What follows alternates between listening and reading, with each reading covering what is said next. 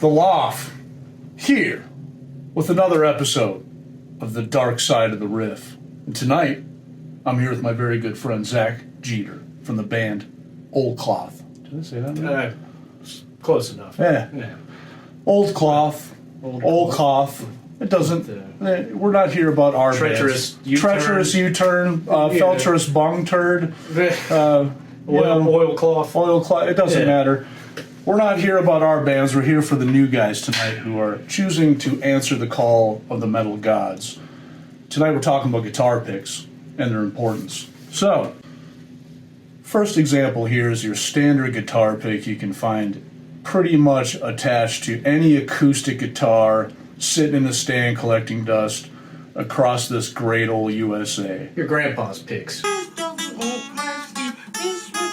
Oh, for fuck's sake, I'm fucking Your grandpa's picks. Yeah. So yeah, we're going to give a shout out to the Marshall Tucker Band, very good friends of mine. And that's where we got this pick here. It's a celluloid pick, and you can see here, it's got a lot of give, right? And that's good if you're playing cowboy chords or basic rock and roll, but grab this guitar pick, Zach, and give me a couple of riffs. If you're playing like a fucking chord, it's not that bad, but then once you go into...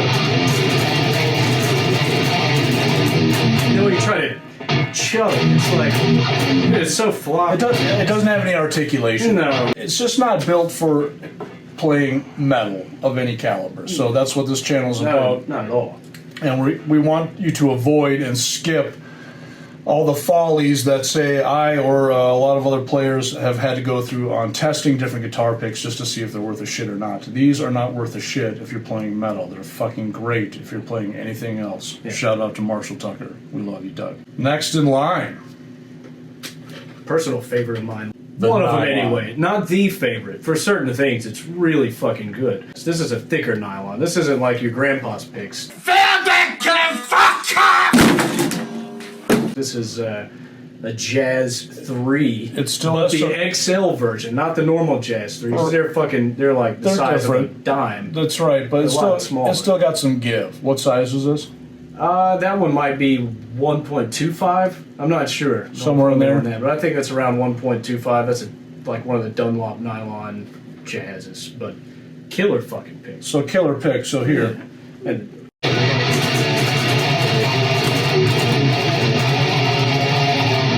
much different already, just like with the attack.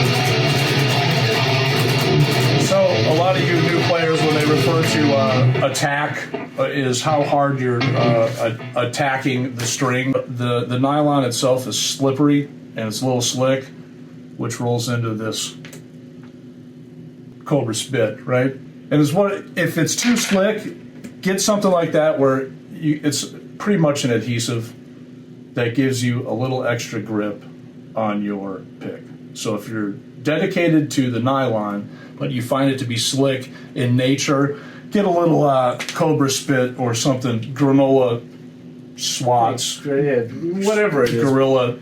I recommend the Cobra spit though. This Cobra shit spit is not going anywhere. No, once it's all your fucking fingers. It'll be online, available to you soon enough. Next up, we have here is a Tortex, probably your most common pick material on the market. Easily. Next to the celluloid, Tortex probably the most common. So you walk into any music store and there's going to be 1,000 variations of the Tortex picks. So really, with this is Old Cloth guitar pick. What's the gauge? That one would be 1.25. And what's the style? That's also like the nylon, a Jazz XL, but Tortex. Same shape and everything, get the same attack. A little bit smoother, of course, because it's Tortex. That one's got just enough give, but it's stiff enough at 1.25. Very little give, though. To be pretty damn good for riffing. Very little give. Give that a rip and show them the difference of the attack on that versus the nylon. Oh, the nylon, it's almost like a quack to it. It's kind of quacky. This one is tighter. It's warmer, so you don't have the quack of that fucking slippery ass material, but it's still biting.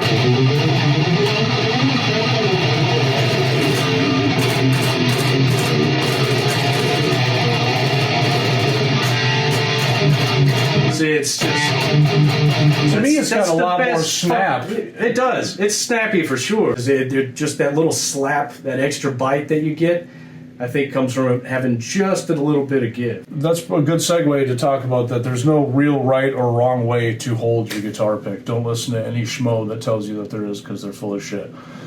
I know a lot of great players in the metal scene. Played with a lot of them. Personal friends with most of them.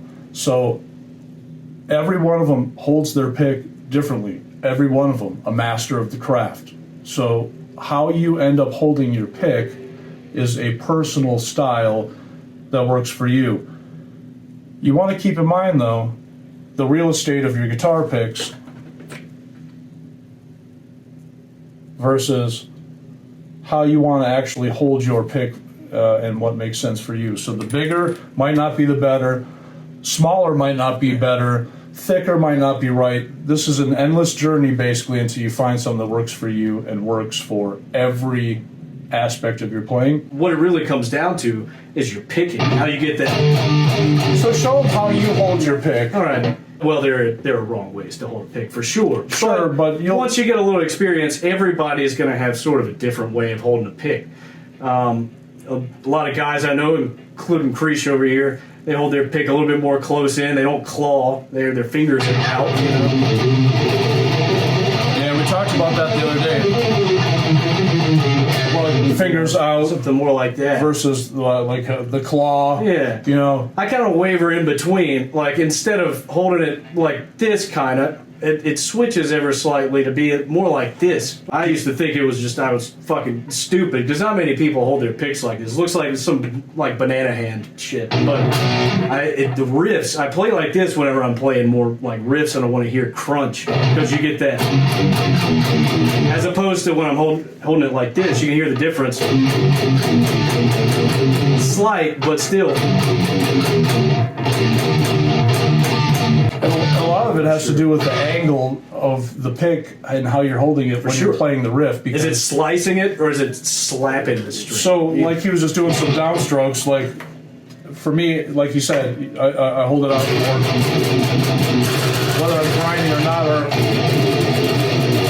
it really doesn't matter. I'm kind of out. I read something from Kirk Hammett in the '80s, and now I play like this. It's all about comfort and how well you're able to translate that to your playing. For sure. So the next guitar pick is the one that I use, and it's just the one that we have sitting around. There's thousands of these guitar picks marketed jazz to you. pick size. It's a regular jazz. Jazz, yeah. Which are a staple, honestly. I mean, those are, you know. I don't even know who started with it. I don't either, but it's just been what you've used if you want to play fast. Totally. I think Paul like Gilbert even time. maybe it was Paul Gilbert. I don't know. Somebody said that, and ever since then. For me, it works been the pick. for how I hold it and for how I play it. But this one here is the thickest of all the picks on the table tonight. It's 2 millimeters. Probably too thick for most. It works for me. I don't like any give on my guitar picks ever for any style of riffing that I'm doing at the time. Single note, full chord grinds, straight note grinds, string skip grinds, you name it. For me, this works for all those situations. And really that's what this episode's about, is finding a pick, finding the proper way for you to hold it, because there is no right or wrong way. What works for you, the comfortable way to execute the riff in the most clean fashion. Yeah, so in conclusion, wrap it up. You want to walk the path of the dark side of the riff. Getting started, you have to have the right tools. And first things first is guitar picks. So signing out, grind off. Subscribe, like, whatever. Gives a fuck. Hit us up for some Cobra Spit or some sick-ass Olkoth Jazz XL picks. Sick band, sick player, Zach Jeter. Also sick-ass player, Creesh Lofgren. Felter's bum turd. Yeah. Coming to city near you. Fuck yeah. Stay tuned. Stay tuned. Grind out. Greased.